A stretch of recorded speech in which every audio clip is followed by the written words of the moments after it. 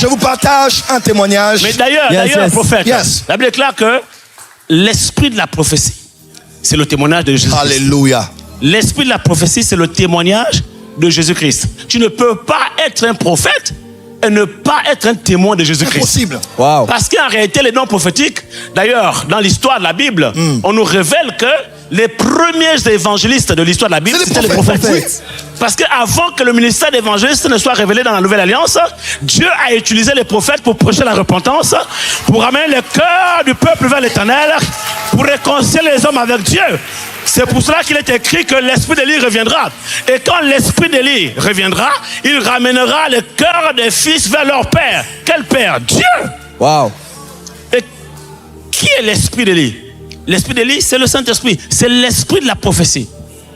Donc, en réalité, être prophétique, c'est aussi être évangélique et apostolique. Et pour ajouter à ce que mon frère dit, le prophète est l'évangéliste de l'église. Oui. Come on. Dans l'histoire du fils prodigue, il y a eu 2 fils prodigues. Come on. Le jeune était fils prodigue perdu hors de la maison de son père. Yes, yes, yes. L'aîné était perdu dans la maison de son père. Hey, power. C'est fort. Ouais.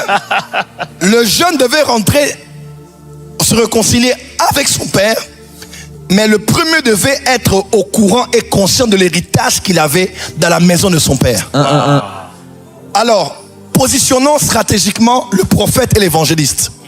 L'évangéliste va prêcher au petit frère qui est dehors, À l'extérieur. mais le prophète vient dire à celui qui est à la maison, retourne au père. Wow. Yes. Parce que le prophète est l'évangéliste de l'église. Là où les évangélistes parlent au monde et les présentent Jésus, les prophètes parlent à l'église et les présentent Jésus. Wow. Parce que les prophètes sont la voix de Laodicée. Come on. À Laodicée, il est écrit, je me tiens à la porte et je frappe. Come on. On dit, celui qui entend ma voix. Wow. Question. On a dit, Wow. il frappe. D'où vient la voix? On a dit, quand on frappe, il y a du bruit. Mais pourquoi on dit, il entend ma voix? Il entend la voix. Parce que prophétiquement, dans le bruit, il y a la voix. Hey. Et celui qui me laissera entrer, il va entrer comment? Il dit parce que c'est le soir, je vais souper avec lui. Le souper est le dernier repas du jour. Parce que prophétiquement, nous sommes au soir. My God. Nous sommes au soir prophétiquement. Et ce sont les prophètes qui viennent frapper à la porte de l'église pour que le Seigneur de l'église, qui n'est plus Seigneur dans son église, puisse redevenir Seigneur dans son église. Et c'est ça notre rôle de prophète, d'utiliser toute forme de bruit, mais porteur de la voix de Dieu pour rappeler à l'église, il est plus que temps de mettre de côté l'amour de l'argent, le matérialisme, Yes. cet esprit de tiédeur spirituelle Comment? pour laisser Jésus redevenir Seigneur dans l'église. Je vous donne un témoignage. Come on. Je vous donne un témoignage. Ici, j'aimerais parler à toutes les femmes. Prophète, on a beaucoup d'hommes qui émergent, mais très peu de femmes qui émergent. Je ne sais pas, il y a comme quelque chose qui tue le ministère des femmes. En Côte d'Ivoire, Gabon, en France ou ailleurs, il y a des hommes qui émergent, mais quand une femme émerge, elle est célibataire, Satan fait tout qu'elle entre dans un mariage où elle sera bloquée. Come on. Oui.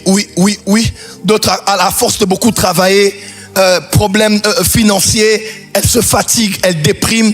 Les femmes sont très combattues dans le ministère prophétique. Et nous voulons déclarer ce soir, toutes les femmes prophétesses, Come on. vous avez un renfort ici devant. Yes. Nous venons prier avec vous Au nom de Jésus. pour que votre grâce Come on. puisse exploser Exploser. en ce temps de la fin. Je vous donne, Au nom de Jésus. je vous donne un petit témoignage.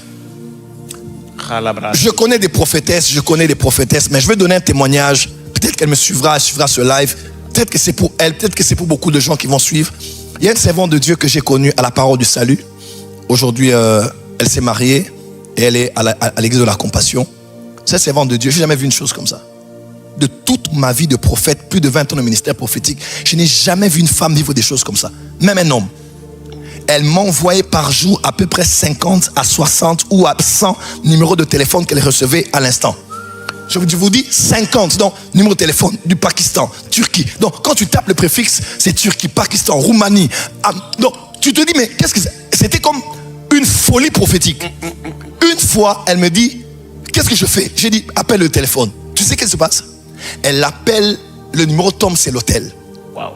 Elle tombe sur la réception et elle reçoit le numéro d'une chambre. Aux États-Unis, je crois. On la passe ce numéro à la chambre.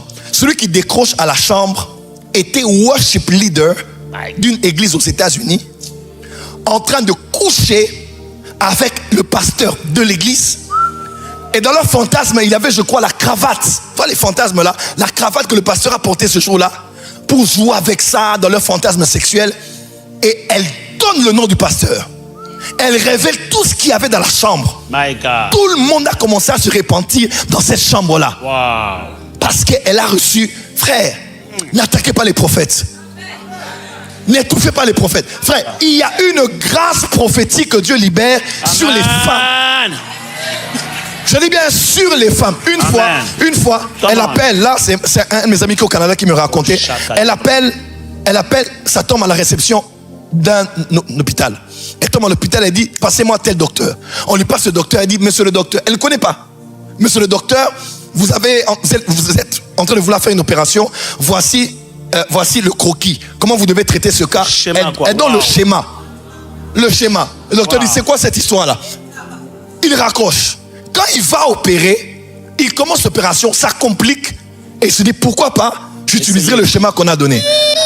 Elle utilise le schéma, l'opération s'est passée 100% parfaitement. Elle est rentrée, appelée au secrétaire, appelez-moi le...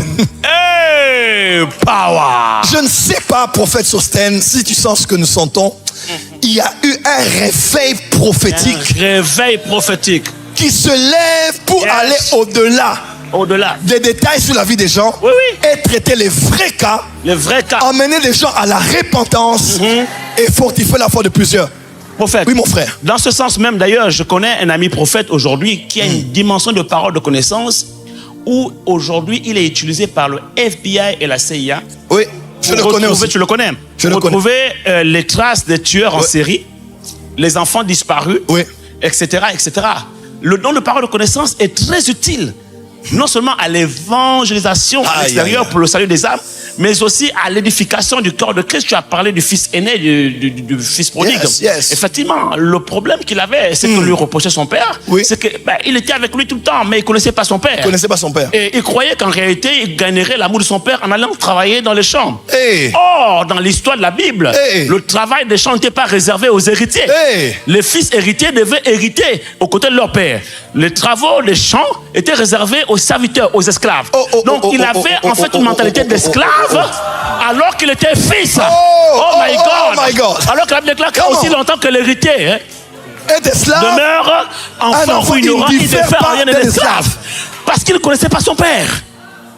Donc une parole de connaissance va l'aider à connaître son père, à connaître son identité, de savoir que Dieu le connaît par son nom, par son prénom, par son numéro de téléphone, par sa date de naissance, par son adresse. Ça va le fortifier, bien qu'étant déjà chrétien dans la maison, ça va l'affermir dans sa foi. Et la parole de connaissance, elle est utile aussi à la nation. Aujourd'hui, je prie que la France puisse, et je prophétise d'ailleurs, que ce réveil prophétique 2026 arrive en France. Où les autorités en France feront appel aux prophètes pour avoir la sagesse de Dieu. Comme le roi Pharaon a eu recours, a eu besoin du prophète Joseph pour résoudre les problèmes économiques et politiques de la nation et sortir le pays de la crise. Je déclare que le temps arrive où le ministère prophétique va s'inviter dans les palais des rois, où les grâces prophétiques, où Dieu fait de ses prophètes, de ces apôtres des voix prophétiques, et qui vont s'inviter ou qui vont être invités dans les palais des rois afin de venir résoudre des problèmes énigmatiques que la science ne peut pas résoudre.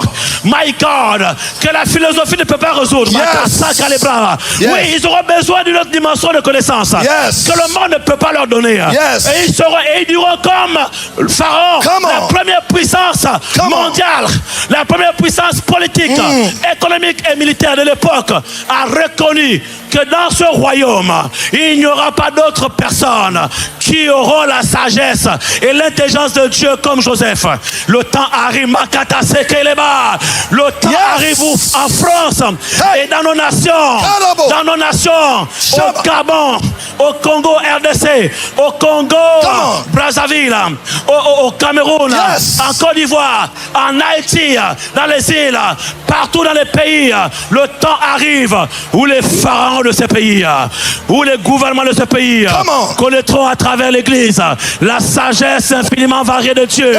Et ils reconnaîtront qu'il n'y a pas une autre sagesse, une autre intelligence supérieure à celle que nous avons. Et ils nous consulteront pour résoudre les problèmes étatiques, les problèmes politiques, les problèmes économiques, les problèmes scientifiques.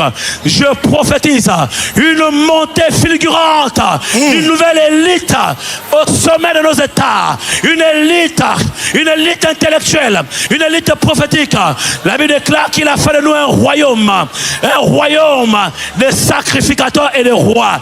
Je déclare que la dimension de la royauté de l'Église s'invite dans les palais des rois, dans nos nations au nom de Jésus. Nos fils, nos filles ne vont plus rester qu'entre les quatre murs de l'Église, mais Dieu les amènera tous les dimanches à l'Église pour recevoir la connaissance, l'enseignement, l'équipement spirituel nécessaire. Mais du lundi au vendredi, ils iront, Dieu les enverra dans les palais des rois. Dieu les enverra revêtus de l'onction.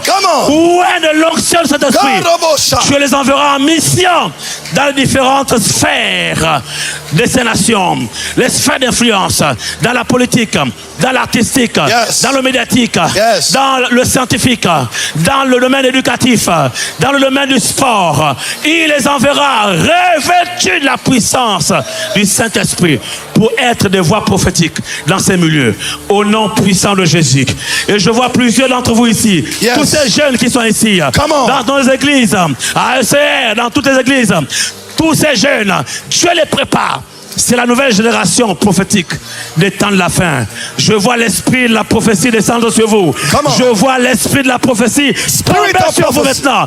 Dieu vous revers. Dieu vous oint. Dieu vous équipe.